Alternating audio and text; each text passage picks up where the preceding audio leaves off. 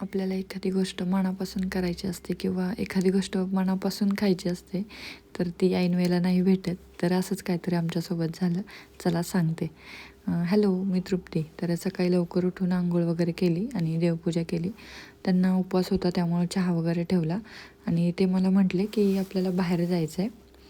आम्ही इंस्टाग्रामवर ना एक रील पाहिलेली, पावगी स्नॅक सेंटर म्हणून लक्ष्मी रोडला आहे. तर तिथेच जायचं होतं आम्हाला. मग आम्ही चहा वगैरे पिलं, चेंज वगैरे केला आणि निघालो. बाहेर आल्यानंतर परत एकदा त्यांना चहा प्यायची क्रेविंग झाली. मग परत एकदा चहा पिलो आणि पावगी स्नॅक सेंटरच्या तिथं गेलो. आता तिथं गेल्यानंतर तिथं लिहिलेलं फक्त ओन्ली कॅश, म्हणजे तुमच्याकडे कॅश असेल तरच तुम्ही खाऊ शकता.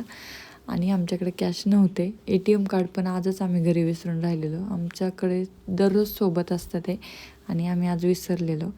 तर तसंच आम्ही तोंडात मारल्यासारखं तिथून निघून आलो.